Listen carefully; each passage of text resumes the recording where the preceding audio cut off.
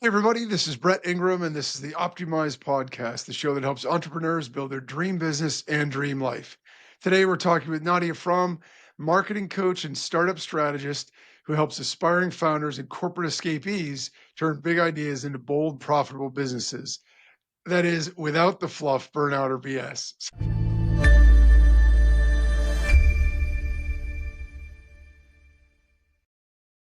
I'm super excited because so many entrepreneurs have passions and ideas, and they really want to turn them into businesses. So, with that, welcome, Nadia. Thanks a lot for joining us. Thank you so much for having me, Brett.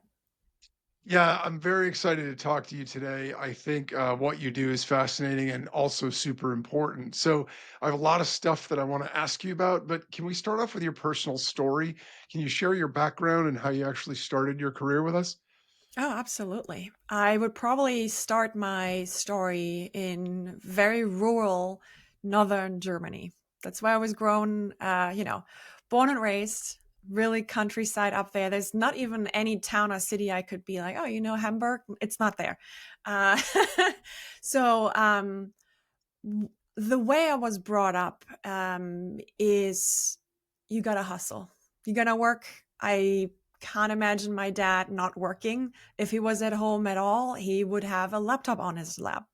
So I always was, brought up into you're gonna work, you're gonna get out there, and if you hustle, you're gonna be rewarded. And so this is how I started my career. I started in advertising agencies, and it's exactly how you imagine it, like from the movies. It is just drinking from the fire hose, cold water jump, and either you drown or you swim. I swam. So I worked my way up there. And at some point, I reached the top level. I said, all right, so what do we do now? So I jumped over to the dark side, to the branding side. So I jumped over to corporate and ran marketing departments and, did all that good stuff. And I moved to Berlin in Germany at that point in time. So that my people do know. Um, Absolute startup, super hub back then. So that would be 2010. And I couldn't help every time I would go out, go to a bar, go to a restaurant, everybody had their business. Everybody's an entrepreneur. Everybody is the CEO and they all have their business cards and all the things. And they all have the next Uber for cats or something like that. And I thought, wait a minute. Could I do this? And so because of that environment and because of my hunger that I always wanted to do more and kind of the agency life, okay, taught me to suffer and pain and hustle and grow and succeed. And the corporate side, well, don't have to even talk about that. I think we all know how that is. So I kind of took all that and said, you know what? You can do that. If they can do it, you can do it too. And so I just jumped. So same there. I just jumped. I founded my own company, which is from consulting, and I was very successful. So for a couple of years, I did that in Europe. And one of my clients, a very well-known international Swiss chocolate brand, people might know, they said, you know what, Nadja, great consulting and all that, but do you want to move to the US and be the director of marketing? Uh, okay, sure. I said, you would move to the US? Sure. So that was 2017. And just 2 months later, I moved to New Hampshire in the US. And this is somehow where I got stuck because I love it here. So I did a couple years over here for Lindt chocolate and for also Kraft Foods after that. So I built a company for Kraft Heinz, a spice startup they acquired in Europe, brought it over here. And I couldn't help, even though I could work from wherever, because luckily everything was remote by then. New Hampshire is my home now. And and after, quite honestly, my third corporate burnout in 20 years, just a while ago, like 1.5 years ago or so, maybe 2 years ago at this point, I said, no more. And I reminded myself, running your own business on your own terms, you've been able to do that. You did that before. How hard can it be to create a company in a foreign country by yourself without knowing anyone? So I did that. And the rest is history. So I'm back with my business and I'm focusing now very much so on the aspiring entrepreneur, the people who are just stuck at their 9 to 5 and feel, man, there must be more out there, but they have these lies and they have this sense of this sense of this security that the paycheck is giving you. And I say, no, this is too risky. It's not for me. It's not for me. So I'm helping people work through the mindset, work through the strategy to build that foundation that really helps you connect with your kind of audience. So now I'm a business coach. I focus on marketing and mindset. And that is the story. And I'm still happily That's in New Hampshire, believe it or not. that's amazing. Well, I'm in Connecticut, so I'm a New Englander, Hey, look at us. born and raised. Yeah, and I have to tell you, it's interesting that you in New Hampshire of all places, but it's beautiful. It is rural in a lot of places, and so if you came from rural Germany, it probably feels pretty much at home like that. But but yeah, no, it's a really pretty area. It's just it's funny because most people, if they come to the US, it's it's New York or it's LA or even Atlanta or Chicago or something like that. Yeah. And so it's funny that you weren't even near the city. But I find it fascinating, and I see this a lot when I talk to people, and I love this element of life where sort of your experiences color your career and vice versa. You had this fantastic sort of amalgam of experiences because you had the corporate side of things. You got to see how big business works, right? And there's a lot of value in that. And I have to say, I come from more of a purist sort of entrepreneurial side of things where I had very little corporate experience relative to most people I know.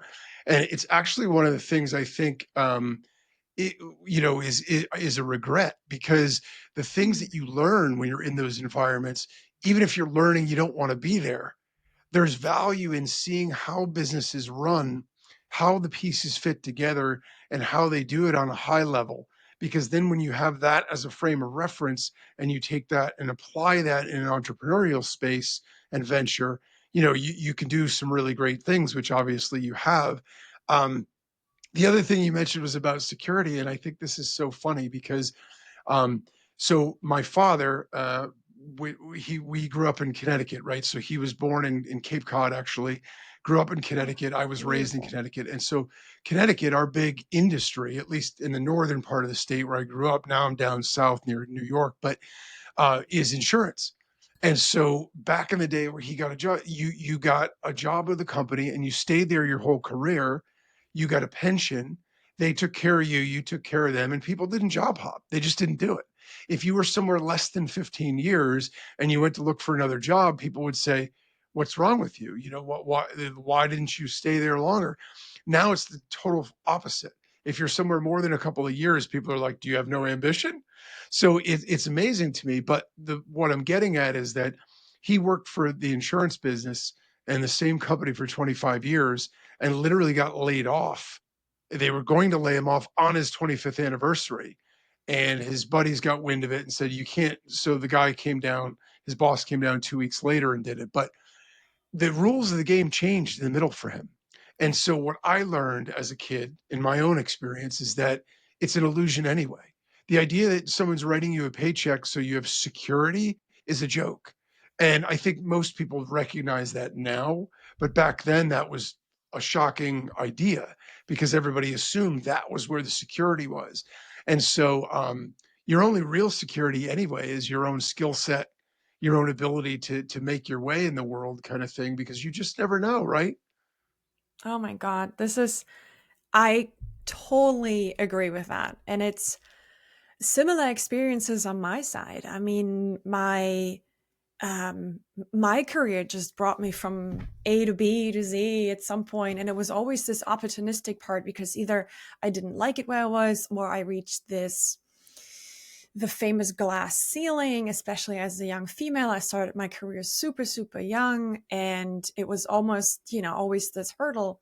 But what I really realized was after pouring my heart and my soul into those very high level executive roles, and it's you give everything. And I gave everything. And I gave too much. And I was praised for being successful and being always on and being available and being the one who is always so hungry and driven and gives everything. And I don't have a life and way, I traveled all the time, which I, as itself, didn't mind. Like I saw everything. I saw the world and I loved it.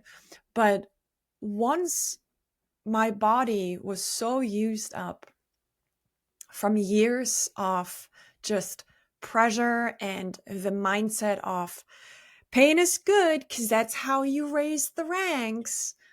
And at some point, my body forced me to this complete stop. And again, I had burnouts before, but the last one was really special. It completely broke me down.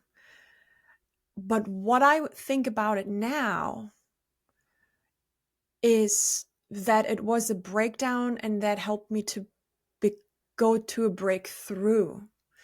Because the moment I was completely out of this game, I was finally able to sit in silence. And all the noise of you should have and you could have, you do all that, all of a sudden the external expectations were gone because you're sick and I had to take mental leave for a long time. Hurtful and painful to see how fast a company forgets you and how fast you become a liability and just a number in the P&L that needs to be somehow evened out. And also B, how much I defined myself with my job and through my career and how much that was me. And once all of that is taken away and you sit there, an embryo kind of like just curled up, Yeah. all of a sudden you start listening to yourself for the first time, really. And I went through this healing journey and through, healing my heart, my soul, and my body. And what I realized is that I was chasing this version of success that wasn't even mine. I was chasing to thrive and to be and to succeed and to work for a dream that wasn't mine.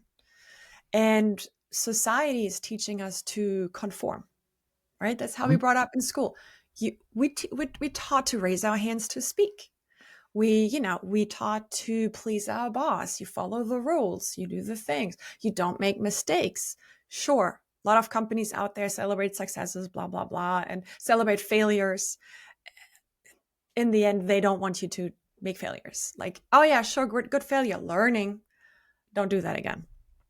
So you just taught to, we all just grown up to conform, to follow the rules, to fit in these boxes and in these molds that make these big companies so incredibly successful and so highly profitable. So to your point, the part of the regret not working in corporate, I can see what you mean, because the standard operating procedures, the rules, the structure, the strategy pieces, and I've seen so many companies and so many brands inside and outside. In the end, it's all the same. But once you see that, you have to be able to see like multiple ones to see like, oh, wait a minute, there's a blueprint behind this. There's a strategy. And these fundamentals, which now I do in my business, I cut out all the BS and all the fluff and like really apply it for the individual startup, business owner or aspiring entrepreneur. But once you cut all that out, there is a lot of good in it. But also, not everybody nowadays is able to conform with these very rigid molds and boxes. And I was once told, I smile too much, I'm too happy, I would never gonna make it to CEO because I'm just too fluffy. You trust your team too much. You're too happy. You smile too much. You should be more senior. Senior is, I'm like, no. Yeah, What you stern, see yeah. there, that's burnout. That's Yeah. mental, like that's how do you call this nowadays? Quiet quitting. Like, oh, if that's what you want from me, then I'm gonna be out of here. And so those were just so many things, how society is teaching us one thing, and with us all evolving as humans, as our brains evolve, right? Neurodiversity is now finally celebrated. Yeah. All of a sudden we realize, for the majority of people, The 9 to 5 is amazing and it's great because it is giving you the paycheck and you have the 9 to 5 and you see your family and it's reliable to most of the part. And for the other part of the society and for the other part of brain and setup and personality and style, it's not. And that's okay. To Yeah. recognize that, why am I so unhappy in my job? Why do I have this pit in my stomach? Already Sunday scaries. I don't want to open the laptop in the morning on Monday, right? Thank God it's Friday. If your life is dreading Monday and then Monday, Tuesday, Wednesday, you just waiting for the weekend and then Saturday, just to do the same thing again, that is not life. That's not life. Yeah, So, I totally agree. I think, what you touch on there, the power of perspective, right? mm, Sometimes we're so busy doing in whatever it is that we're doing that we don't take time to step back and question, is this the thing that is fulfilling me? Is this the thing that I, get strength and power and energy from, or does this sap all that stuff from me? And and I think that, sometimes it takes an event like maybe you had where you literally hit a level of burnout where you say, I just can't, do this anymore. Or sometimes it's, in my father's case, he wasn't an entrepreneur, but had I been in that situation and gotten laid off, for me, that would have been my, cue to say, okay, it's time to start something on my own because I want more control, right? And so, for some people that are lucky enough to be able to step back and do it on their own terms, that's really great. But certainly, that's a really important part of it is to recognize what it is that you want. Like you said, for the right thing for some people is just work a job. There's nothing wrong with that. yeah. It has to be whatever's aligned with who you are and what you want to do. For other people, that's just never going to be satisfying. So in terms of the helping people break up, so to speak, with the corporate grind, how can someone tell that it's time to make the move? Is it that sort of antsiness, or what other signs should they be looking for?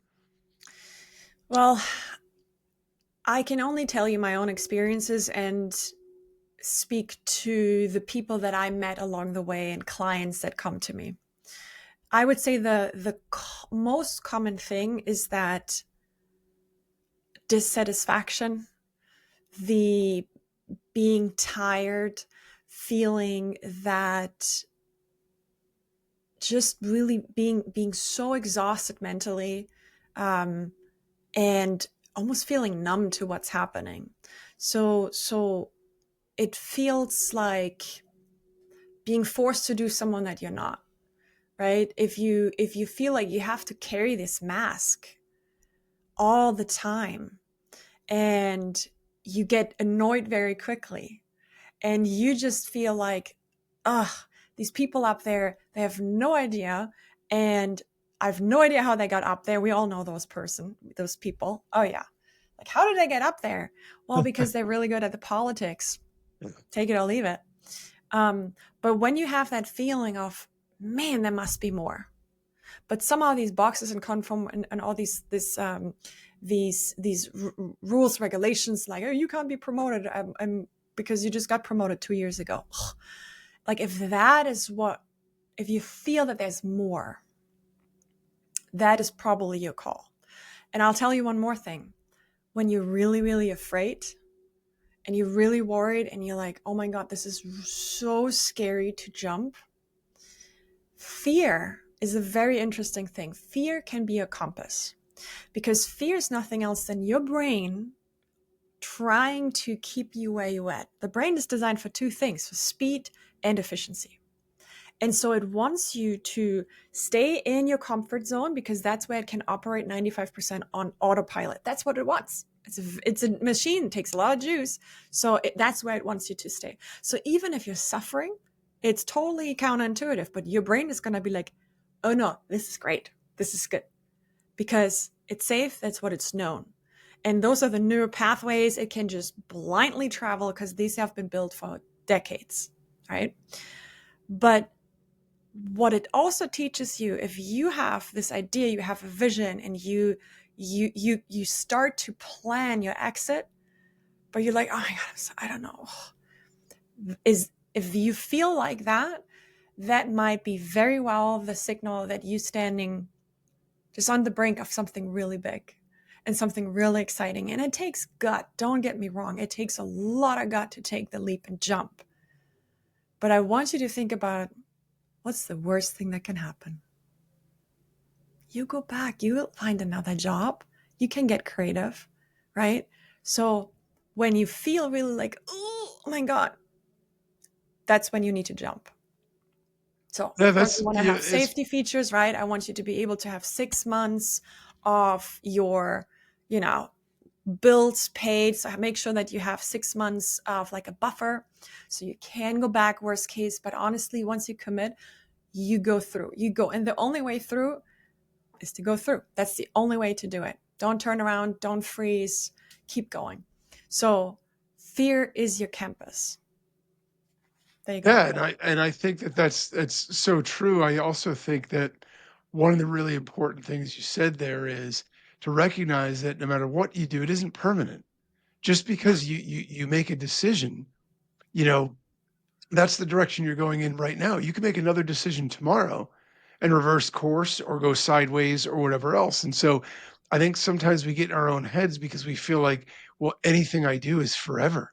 So Mm, if I leave this job and I say goodbye and I go start a business, well, now I'm that's what I'm doing. Well, yes, to a degree, because you want to be committed to it, but you can make a different decision in a month or 6 months or a year or 2 years if you start doing it and then you decide, I mean, my brother went through this. He was in the corporate world. He got into the startup world because he got really excited about it. He tinkered around at a number of these, and it looked like, they had some near misses, and so he was so but it was just too stressful. He got to a certain point, and I kept telling him, "You're really good in technology. If I were you, I would just go back at this point because I'm a risk taker from an entrepreneurial standpoint. Obviously, I've been doing digital marketing for 20 years. I had a brick and mortar business before that, so I've been far more entrepreneurial and sort of friendly to risk than I have been safe or corporate.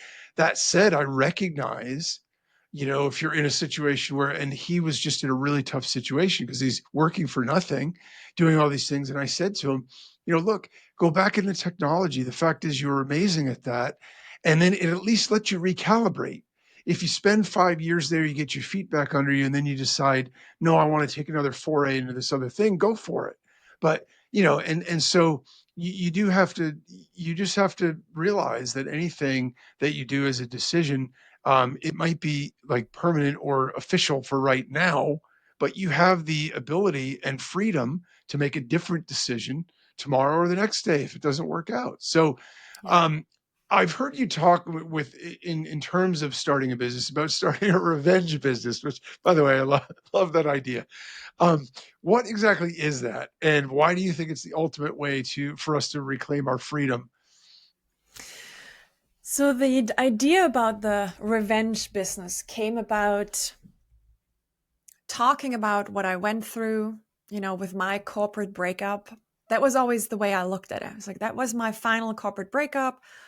We might still talk, but we're done. This time for real, because it was my second one. And so I always thought about breakup. That's this really fundamental life altering thing, right? It's a decision. Either it is your decision or you just had no choice or it was someone else's decision. But for me, I kept circling back to the thought of how similar a romantic relationship breakup is with breaking up with a certain job or a certain type of job or a certain lifestyle. And you go all through the stages of grief, and you're sad and you're angry and you kind of just numb about it, and you have all those feelings, and you go through when they come in waves and they come in all the orders that they can. But what I then thought about is, okay, what's the typical thing you do after a breakup? You get really fit, right? That's at least what many people do. Like, what, I'm gonna get this revenge body. And I thought, there's so much energy in there, right? all of a sudden people like, they drop the pounds, they get the muscles, they get the new haircut, they finally did that travel that they always wanted to do and their partner wouldn't want to go with them. So it's the idea of how can you channel that energy, the pain and the tears and all that and the anger and all that, channel that into something productive. And that's the revenge body. And I wanted to take that idea and the concept and kind of translate it into the business world and say, you know what? I was so fed up with my job. My boss always told me I'm not good enough. My colleagues annoyed me because they never understood and never yada, yada, yada, all the things. So you take all of that and it can be with a little spice and said, you watch me. You better watch out for me because you'll hear from me. So that energy, I thought, you know what? Because that's what I did. I said, you know what? I'm going to show you all. You smile too much, you too happy, positive, you fluffy, you're never going to be CEO. You know what? I'm even going to do that. I'm going to do you over on that. So to channel the idea of the revenge business into something highly productive, that is how that came about.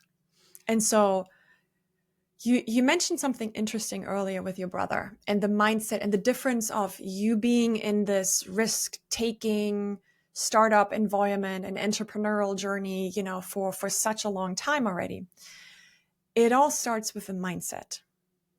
And there's this fundamental difference of an employee mindset to an entrepreneurial mindset. And they're almost completely polar opposites on all aspects, right? As I mentioned earlier, you raise to speak, you raise your hand to speak. You wait for your boss's approval. You wait for, some decisions trickle down the flagpole. An entrepreneur has none of that. Nobody's going to come. Nobody will tell you you're ready. Nobody will tell you you have to pivot. Nobody will tell you you have to let that employee go, or you are ready to take another employee on, or you need to double down on online shop and all that. Like, nobody's going to come.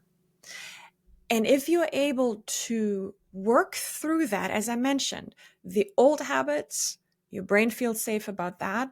I think what you did, because you've done it for such a long time, your brain is like, not knowing anything, insecurity, decisions on the fly, creating things even with just half information. That's safe because those are the neural pathways that you traveled for such a long time. So your brain is like, this is perfect. But maybe someone else who has, I don't know, maybe there's something wrong with us a little bit. But maybe because the majority of people just are very satisfied with having the rules and the regulations and the decisions taking by other people. So if you want to take the leap and jump, you have to start with your mindset first. You have to really, really, truly get real with yourself, which is why I would always say building a company is a personal development program on cracks. It's just on steroids, all up there. One doesn't go without the other.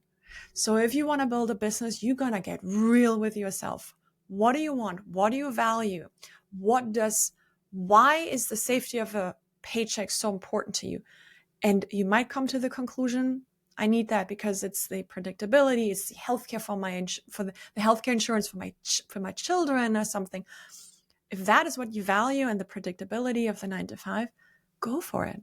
But if you really feel that itch, you have to start with your mindset first, because nobody will come. And you have to be comfortable with that. And that's something you can practice. And I think channeling that energy of like, I'm going to show all of you, channel that into something really, really productive. That's what the revenge business is all about. I love that, because the other thing that it does, when you look at it from that perspective, is it takes a lot of the fear out of it, right? People have a lot of anxiety. And the interesting paradigm there is, even if you're in a terrible relationship, or it's, whatever, if we're using that same analogy, the idea is, once you break up and you get angry, you're no longer worried about the breakup or what they're going to think or how they're going to feel. You're now motivated because you've got that anger and that fire and that energy, like you said, and you go do things. And I think it's great to be able to translate that over into the business world, because there is so much entrepreneurially that is scary to a lot of people when they first. But if you have that focus and you have that momentum behind you when you're doing it, it can help propel you forward to a point where now you realize, hey, I'm actually doing this. Before you even realize it. I remember, working with like my kids to ride a bike, and it's actually my wife that taught them to ride a bike better than I did, which is funny because I'm the bike rider in the family, but whatever. But the funny thing is, a kid will start to ride a bike, and if they don't realize that they're riding, same thing with a toddler starting to walk or a baby starting to walk, if they don't realize they're doing it, they start doing it. And they're going, the minute that they realize, oh wait, I'm doing this, they fall over it. You're like, wait a minute, you already had it. You had the balance, you had everything going. Why'd you fall? But as soon as they become aware, so I think it's important, if you have that focus and you're not thinking about what you're doing, it can be easier to do that, to get started. So that's a great way to look at it, a great way to frame that. So Yeah. what's been um, in terms of your transition when you left the corporate world, so other people would get a sense of this as well. Somebody's listening, they're in the corporate world, but they really want to take the leap. What's the most unexpected lesson or thing that you learned since you left the corporate world and moved into entrepreneurship? Mm. I would say my definition of success completely changed. And it was for over 20 years that I thought, you climb the ladder. Very early on, I knew I want to be a leader. It's my Maya Bricks and all those personality styles. It was always like, you're a natural born leader. I always naturally fall into those roles and group assignments and all that. And so it was always just like, I want to be a CEO. Why? Because now we get personal. I can't have kids. And that's totally fine because I knew it since I was in my early 20s. But I said to myself, what am I going to leave behind? And so very early on, my mission was to make some kind of impact on people's lives. Ideally, leave the world behind a little bit better than I found it. I know this is like the blah, blah. Everybody says that, but it's like the, Miss America pageant speech. But really, for me, it was, I always wanted to climb the ladder, and once I made it to the top, I woke up and I said, wait a minute, that's not it. That's not it. Why am I not happy? Why am I not fulfilled? Why does this not feel like arrival? And jumping ship finally, once again, now my business is in a place where it feels so easeful, and I work so much less than I used to before. And it feels almost too easy because I love what I do so much. And I focus exactly. I work in my zone of genius that I found for myself. And that's what I'm really, really good at. And that's what people come and, I'm highly sought after now. So the biggest surprise in all of that is how easeful it can feel and how much I value my time and the quality of time that I spend with clients and at work, how much more important that is than the number on my bank account. Yeah, So which that I was think is. the biggest Go thing. ahead. Yeah, I think that's so powerful. I have to say, it's one of the things, I just love podcasting. It's something that I always wanted to be able to kind of do it. And I just, for a long time, I was so busy with so many other things. And I finally just said, I'm going to take the plunge. And I have to say, whether I have to get up early, whether I'm up late, I don't care, because I just love the opportunity to jump on here and talk with people like you. And I think it's, when you find that thing that you would do for free, and it energizes you and makes you feel great, you're getting close, because most things aren't like that. Most things are, at best, and at worst, a grind, right? And so you want to find that thing that you really feel great about, And that when you do it, you get fulfillment from, because we're going to work a good portion of our lives unless we're born in independent wealth. You don't have much choice, right? You've got to work. You got to do something to be able to generate income so you can live. And so you might as well do something that you're going to enjoy, Mhm. and do something that's going to, empower you. And like you said, if you want to leave a legacy or has meaning behind it, other than just exchanging time for money kind of thing. And so I think there's a lot of value in that. So what are common mistakes that you see first time entrepreneurs make? Obviously, you've seen a lot of people make the leap or try to make the leap. What are the things that they typically do wrong, and what could they do to potentially avoid that? Favorite question. So typically, entrepreneurs come to me and they sit on two ends of the spectrum. So either they are so stuck in paralysis analysis and preparation mode, and they're noodling over their website for 3 months now because it's just not perfect. And they post every blue moon on LinkedIn or Facebook because it's just not perfect. And they're waiting for this, this genius spark to come for them to finally talk about their business, or maybe even not yet because the website isn't ready. So either they're coming because they're stuck really in preparation mode, or on the other side, they're trying to do everything. They're throwing spaghetti at the wall. They are being the janitor, the marketing manager, the CEO, the tech support hotline, and the mechanic, like trying to do everything by themselves and all at once. And both are left super frustrated because it creates this really negative feedback spiral for themselves. So they both feel super stuck, frustrated, and very quickly they start doubting themselves. So that is where I find people typically. So the biggest advice that I would have is, as you just mentioned, it connects beautiful to what we just talked about. Find your zone of genius, and not just the things that you love doing, because I'm not going to lie, like this is not all just, butterflies and rainbows. It is going to be hard. But when you are able to connect to your North Star, what is that is driving you really? And I want you to dig really deep. You can use the 5 whys technique. There's so many ways to dig deep. You can use the Ikigai method, which is Ikigai. Ikigai really, really helps you. It's great frameworks to dig deep and listen to the inside. Sit in silence. Do that for yourself. So once you unlock that, your reason of being, your true driver, and that doesn't change. Whatever happens, that is always going to be there, if it's hard or if it's easy. And if the path is not going to go straight, it's going to go this and this, and then you're going to go a couple steps back, and it's fine. But you need to be so locked into your North Star that that is your driver and nothing else matters, even if it's hard at some time. So now I want you to think about, what is that it's easeful for me to get there? What can I do? And all the other things. Don't try to break your brain. Ask someone for help. Nobody does this alone. Nobody ever does this alone.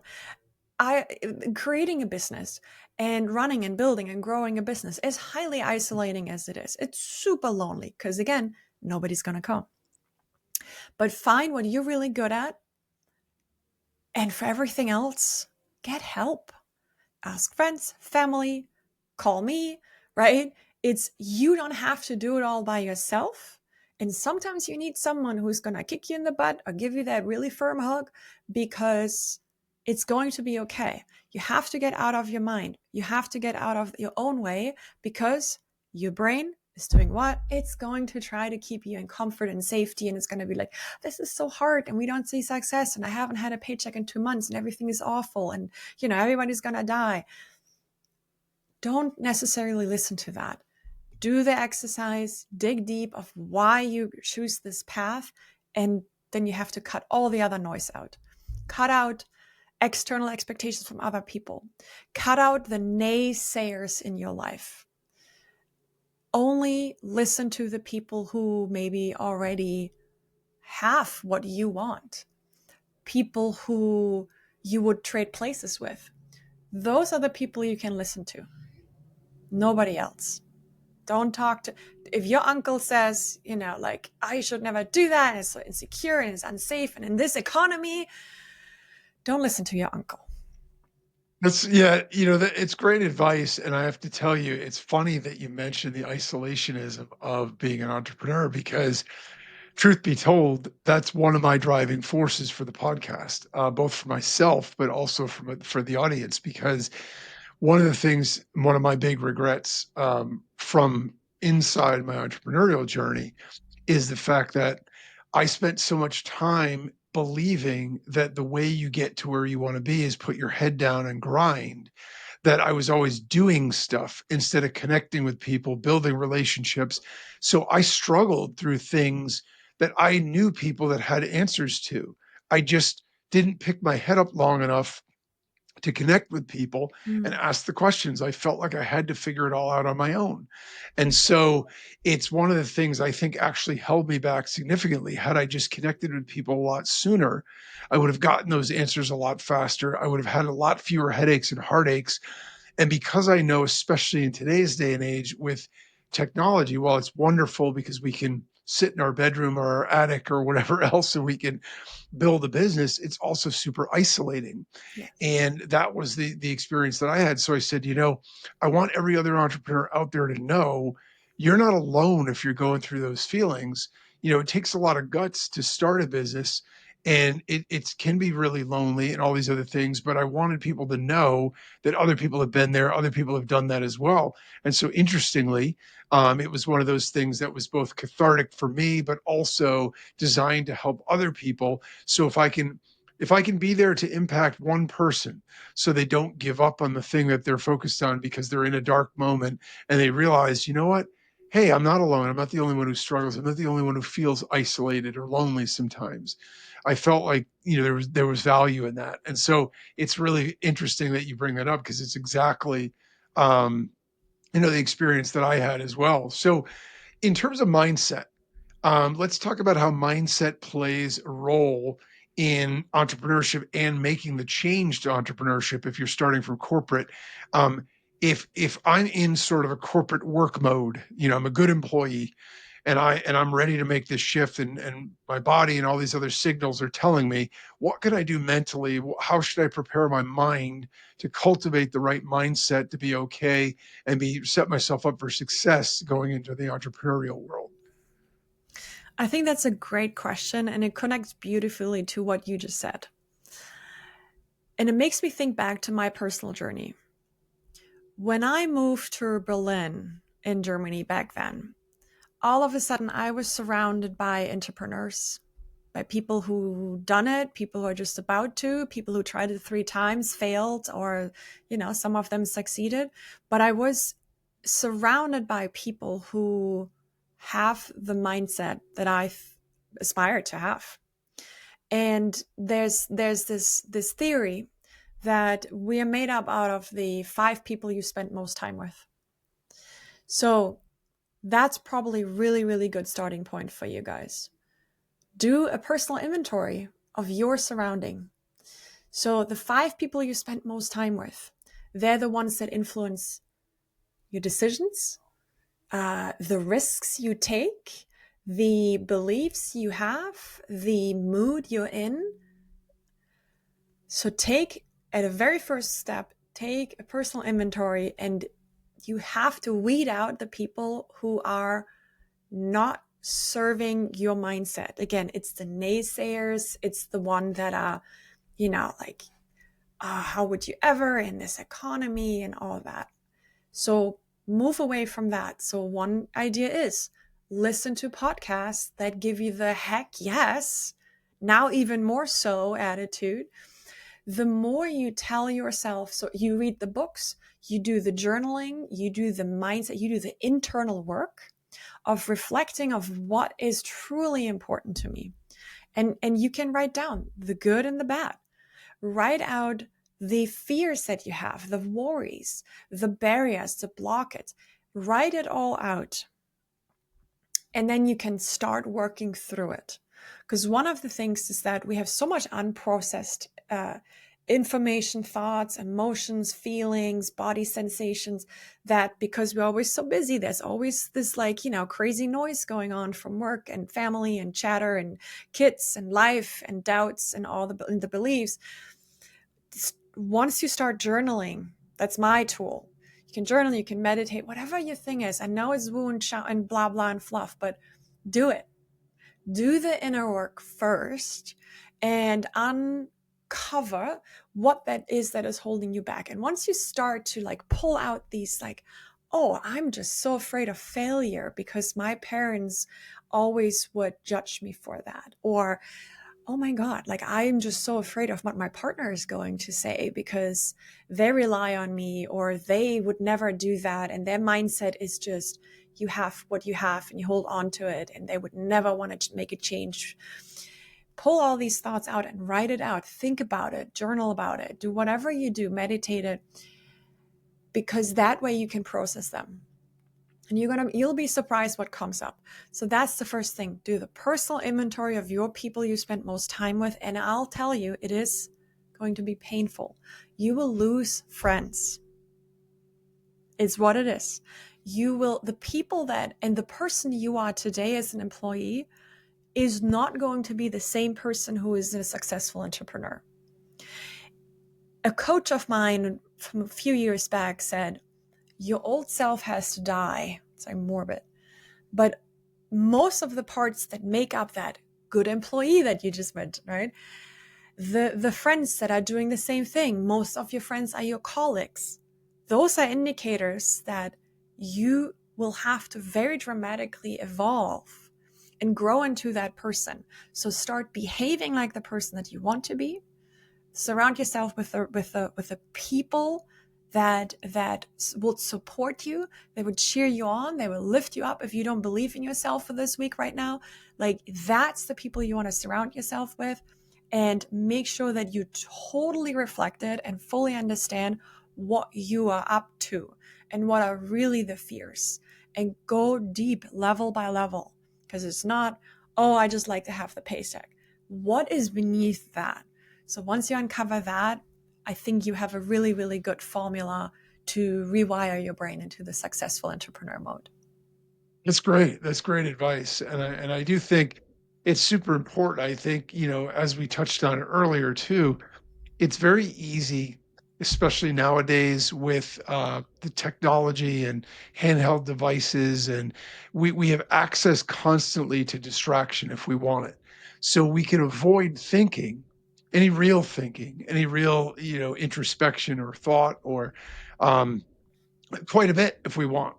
Back when I was growing up, when in the summertime, I got up in the morning, I had my breakfast, I jumped on my bike, and I was gone until dinner time. But I was at the field with my buddies playing ball, or, riding around town on our bikes or whatever.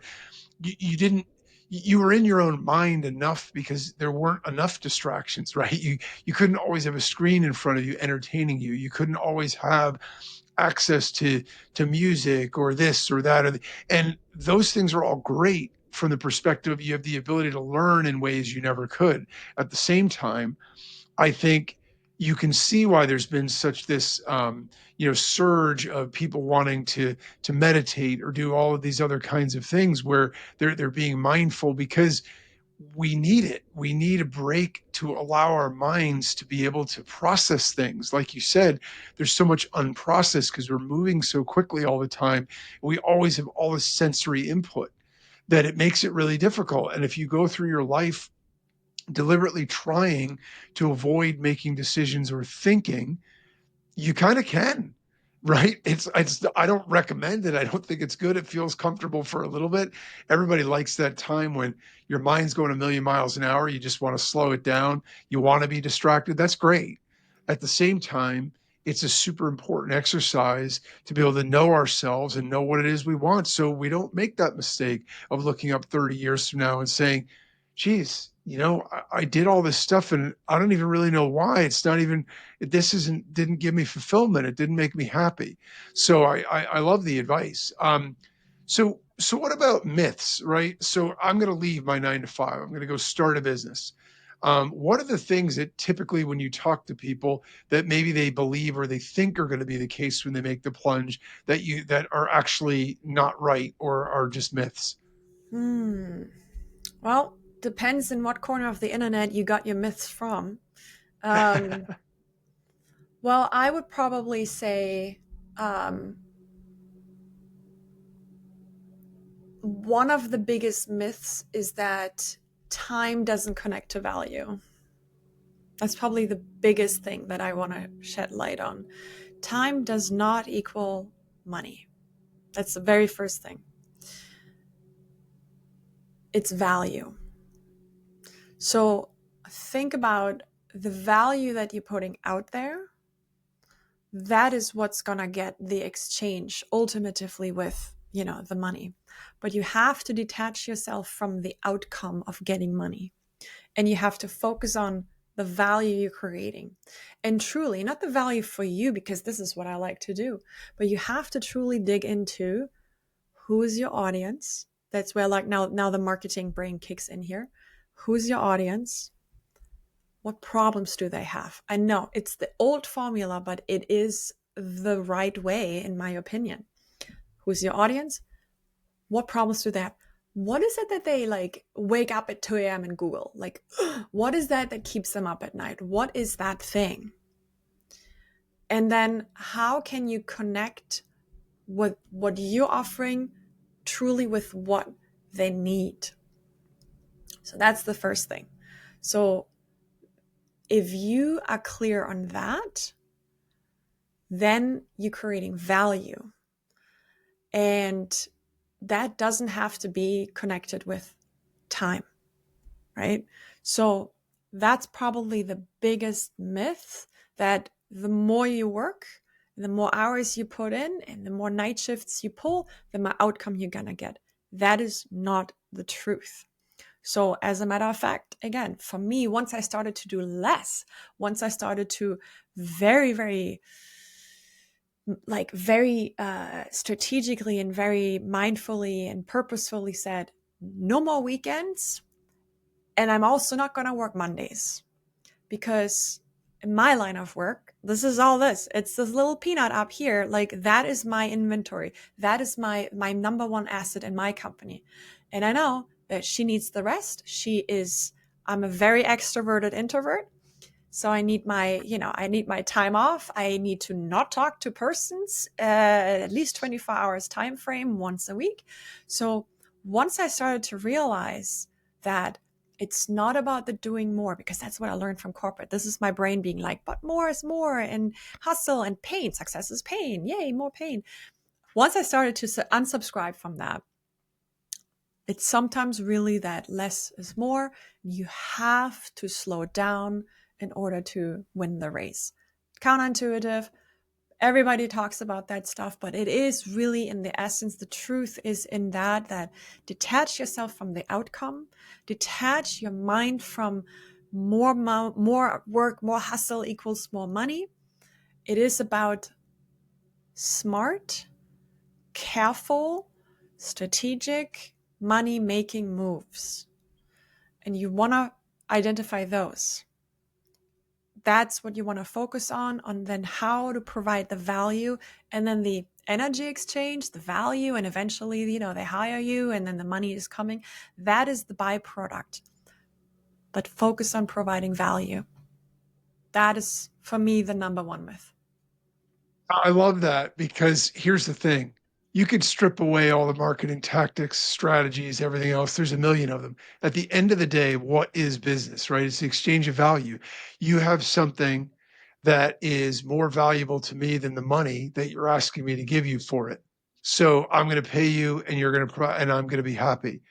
If that equation doesn't equal, you lose, because you aren't going to tell. We're way past the days where corporations are telling people what options they've got, what product lines they're going to. The consumers drive the economy. The consumers at this point have such a voice, and it's so clear and apparent that you no longer can say, well, I'm this big monolithic corporation. I'm going to tell you these are the 5 options you can choose from. Because if you don't provide them with what they want, somebody else will, and you'll lose your customers and go out of business. And so when I coach entrepreneurs, one of the things I tell them all the time is let's strip away all this other stuff. Let's just get it back down to the core. And that is it's the exchange of value. What do you have? What service, what pain are you solving? Solution are you providing? And how is there value in that for the other person? If there is, the message for that, the value of that will come through louder and clearer than any marketing mechanism or tactic or whatever else. Those things are all clever and neat and all that. But at the end of the day, you've got to have something that you're offering where you're really helping and that people are willing to exchange that value for it. And I think that's a powerful concept. So, all right. So, where can people find you, find your products, find your services, and connect with you? So if you want to connect with me, do it on LinkedIn. My name spelling is very unique. Nadja with D and J. There's only one Nadja Fromm on LinkedIn. That's good. At least last time I checked. So connect with me there. I'm super active. Hit me up, send me a DM. The other place that I would recommend, and I bet we're going to put it in the show notes, is my website. There's some free resources. And if you want to know more about that messaging that really connects with your people, you can hit the website and there's a free resources tab, and it's the magnetic messaging playbook. So that's why I put all my little brainchilds in there. It has a lot of templates and worksheets and all that. Great starting point. So hit me up on LinkedIn, visit my website, and then I really can't wait to talk to you. I'm a big talker. I just can't wait to meet people. So I'm really excited to meet like-minded individuals, that people that just get it. So I'm excited for That's that. perfect. Thanks for that. All right. I have one last question I've got to ask because I want to know what you're going to say. And that is, what is your number one tip for success as a business owner or an entrepreneur? Trust your instinct. Trust your gut. Because the more, it's almost with the bike that you just mentioned. Once kids learn to ride the bike, if they don't think over it too much, they just do it. Because the body knows. Your body always knows first. Trust your instinct. So the very first thing that boop comes up, that's what you want to go after. Because your brain is going to be rather quickly jumping in and says, oh, no, but what if, and maybes, and is it safe? And it's going to talk you out of it, and then it's going to distract you into procrastination, and it gives you a dopamine hit because that is just busy work that is safe. Trust your instinct. Love it. Love it, and I fully agree. I think that even if that instinct tells you something that feels weird or so counterintuitive initially, you'll find in general if you lean into that, it gets more and more comfortable, more and more familiar, and eventually it gets to a point where you think to yourself, "Well, of course, this is what I was supposed to do. Of course." I mean, and so it totally flips as soon as you go all in on it. All of a sudden you can't imagine doing anything else, which I think is so Yeah. so fascinating. But our minds are complex things for sure. Oh, yeah. All Every right. time, right? Every time you have this, I knew it. Well, then why didn't you act on it? Yeah, yeah, we've all been there. All right. With that, it's just about time to wrap things up. I want to thank you again so much, Nadia, for sharing all your insights and great tips with us. Visit Fromm Consulting. It's FROMM consulting.com to connect with her and book a free marketing audit. Thanks for tuning in, everybody. And as always, remember, no matter what you want from your business and your life, don't compromise, optimize.